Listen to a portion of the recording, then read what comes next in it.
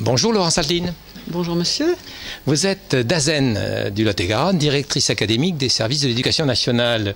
Vous venez d'ouvrir la journée de témoignages et de réflexion sur l'usage du numérique à l'école organisée par le CDDP à Agen. Quel intérêt voyez-vous dans ce type de manifestation?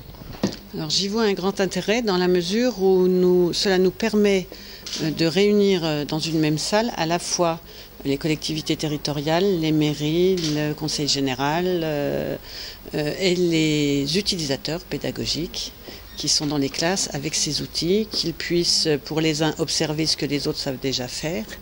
Et pour moi, ce sont des échanges extrêmement riches et qu'il faudrait renouveler chaque année comme le souhaitait le directeur du CDDP. Et vous avez décidé, semble-t-il, d'être quasiment présente toute la journée, ce qui, pour un responsable comme vous, est lourd dans son emploi du temps.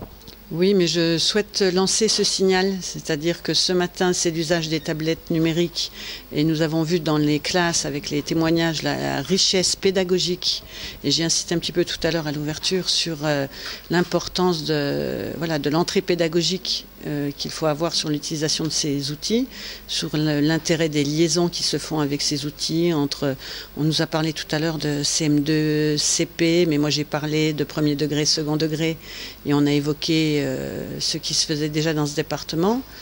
Et donc effectivement, je serai à nouveau présente pour voir concrètement ce que signifie le développement de l'ENT dans le premier degré.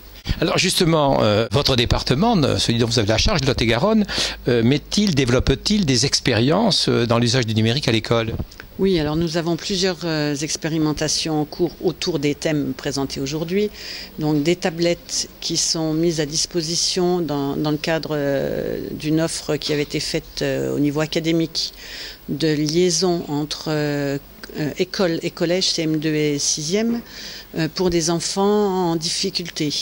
Donc nous avons en particulier un de nos collèges d'Agen, du COS du Haut-Rond, qui expérimente en liaison avec les écoles. Donc les enfants l'an dernier avaient la tablette dans leur classe de CM2, l'ont nourri, je dirais, tout au long de l'année et sont arrivés en 6e avec leur tablette sous le bras, ce qui leur permet d'avoir en regard leur travail et leurs apprentissages de CM2 et surtout que les enseignants de 6e puissent voir ce que l'élève a fait, jusqu'où il est allé, les difficultés éventuelles qu'il avait grâce à cet outil qui du coup devient en quelque sorte un cahier de liaison numérique. Avez-vous des premiers retours de cette expérience par les conseillers TIS en particulier ?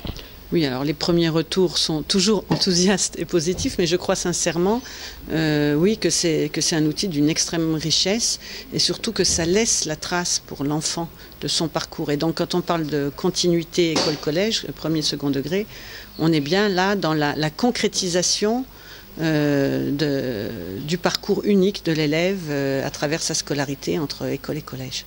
Bon, là on parle d'expérience. De nombreux départements déploient aujourd'hui un espace numérique de travail dans les écoles. C'est par exemple le cas en Aquitaine du département des Landes.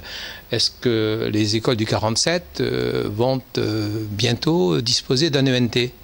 Oui, alors nous sommes sur la même logique que le département des Landes avec une structure d'appui différente. Nous souhaiterions travailler avec le centre départemental de gestion et nous avons déjà beaucoup avancé sur cette question avec eux. Nous avons actuellement une 50aine de classes qui expérimentent l'ENT premier degré en lien donc avec la société Captis qui développe Iconito. Et nous allons donc, grâce à cette première expérimentation, pouvoir montrer aux écoles, aux enseignants l'intérêt de l'usage de cette ENT et montrer également aux maires tout l'intérêt qu'ils auraient à rejoindre, dès qu'elle sera formalisée, l'offre qui sera faite par le centre de gestion. Et vous espérez dans ces conditions que l'ensemble des municipalités vont adhérer à ce dispositif ? Je l'espère, je le souhaite. Alors elles pourront y adhérer via le centre de gestion ou éventuellement directement en lien avec la société qui développe l'outil si, pour une raison qui leur est propre, ils ne souhaitaient pas passer par l'offre qui sera faite par le centre de gestion. De nombreuses réunions sont organisées dans les académies en France pour faire travailler ensemble, réfléchir, mutualiser l'ensemble des propositions des partenaires d'éducation nationale dans un objectif de refondation de l'école. Le ministre récemment disait que que le numérique est un levier important pour la refondation de l'école. Qu'ont donné l'ensemble de ces réunions dans votre département, Madame la directrice? Alors, les réunions qui ont été faites concernant la concertation sur la refondation ont toutes été faites au niveau académique. Donc, elles ont été faites sur Bordeaux. J'y ai moi-même participé, à la fois j'y ai assisté comme témoin, mais aussi comme rapporteur dans un des groupes. Ces réflexions ont été extrêmement riches. Elles ont permis de de libérer la parole et de laisser chacun des acteurs de l'école s'exprimer. Alors les acteurs au sens très large, les élus effectivement, les représentants des collectivités territoriales, les enseignants qui sont très largement exprimés, les parents d'élèves et toutes les associations proches de l'école. Et nous avons vraiment eu des échanges très riches, et quelle que soit l'entrée du sujet, c'est-à-dire que nous avions le décrochage scolaire, nous avions l'orientation, la liaison premier, second degré et la liaison avec le supérieur, chaque fois on voit que les problématiques qui ont été soulevées rejoignent rapidement les mêmes grandes thématiques. Un des chantiers qui doit s'ouvrir également, c'est la formation des enseignants. Pensez-vous que ce chantier devra prendre en charge toute la dimension de la didactique du numérique? Pensez-vous que c'est un dossier important? Oui, bien sûr, c'est un dossier important. Donc, effectivement, la formation était au centre, un des centres, parce qu'il y en avait plusieurs, de ces débats.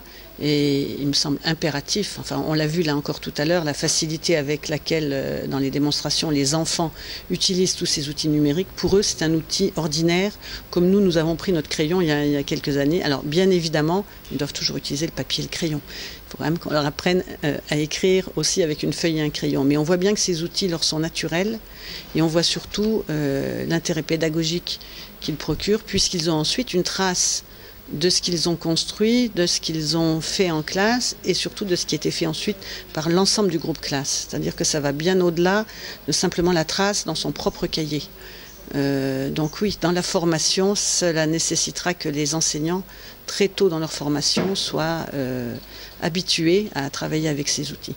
Si j'ai bien compris, une inspectrice d'académie, une directrice académique des services d'éducation nationale, dans un département que l'on peut considérer un peu comme rural, le dossier numérique est un dossier essentiel. Oui, c'est un dossier qui me tient à cœur et qui me tenait déjà à cœur précédemment, donc bien évidemment que je le porte dans ce département. Merci beaucoup, Madame la directrice. De rien, merci.